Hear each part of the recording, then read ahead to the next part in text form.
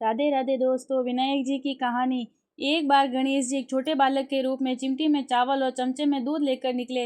वे हर किसी से कह रहे थे कि कोई मेरी खीर बना दो, कोई मेरी खीर बना दो। एक बुढ़िया बैठी थी, उसने कहा, ला मैं बना दूं।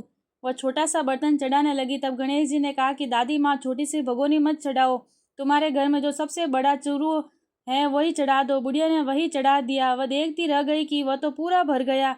गणेश जी ने कहा, दादी माँ, मैं नहाकर आता हूँ। खीर तैयार हो गई तो बुढ़िया के पोते पोती खीर खाने के लिए रोने लगे। बुढ़िया ने कहा, गणेश या तेरे भोग लगना, कहकर तो चूल्हे में थोड़ी सी खीर डाली और कटोरे भर भर कर बच्चों को दे दी। पड़ोसन ऊपर से देख रही थी। बुढ़िया ने सोचा, यह चुगली खा लेगी, सो कटोरा भरकर उसे पकड़ा दी। बेटे की बहू ने चुपके से एक कटोरा खीर खाई और कटोरा चक्की के नीचे छुपा दिया। अब भी गणेश जी नहीं आया। बुढ़िया को बहुत भूख लग रही थी। एक कटोरा खीर का भरकर किवाड़ के पीछे बैठकर एक बार फिर कहा, जय गणेश, तेरे भोग लगना, और खाना शुरू कर दिया। तभी गणेश जी आ गए। बुढ़िया ने कहा, आजा रे गणेश, या खीर खा ले, मैं तो तेरी ही राह देख रही थी। गणेश जी ने कहा, दादी माँ, मैंने तो खा ली। बुढ़िया ने कहा, कब खाई? गणेश जी ने कहा, जब तेरे पोते पोती ने खाई तब खाई, जब तेरी पड़ोसन ने खाई तब खाई, जब तेरी बहू ने खाई तब खाई, और जब तूने खाई तब खाई, और जब तूने खाई तो पेट पूरा ही भर गया। बुढ़िया ने कहा, बेटा, और सारी बात तो सच है, पर बहू बेचारी का तो नाम मत लेवे।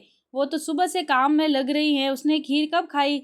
गणेश जी ने कहा, चाकी के नीचे देख, झूठा कटोरा पड़ा है, तूने तो मेरे भोग तो लगाया, वो तो वैसे ही खा गई। बुढ़िया ने कहा, बेटा, घर की बात है, घर में ही रहने दो। बता, बची हुई खीर का क्या करूं? गणेश जी ने कहा, नगरी जिमा दे। नगरी जिमा दी, तब भी चरू पूरा ही भरा था।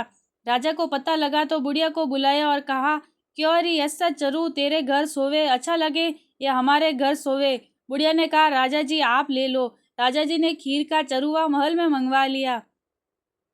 लाते ही खीर में कीड़ मकोड़े बिच्छू कंसले हो गए और दुर्गंध आने लगी। राजा जी ने कहा, बुढ़िया, चरुआ वापस ले जा, जा, तुझे हमने दिया। बुढ़िया ने कहा, राजा जी आप देते तो पहले ही कभी देते, ये चरवा तो मुझे गणेश जी ने दिया है। बुढ़िया ने चरवा वापस लिया, लेते ही सुगंधित खीर हो गई।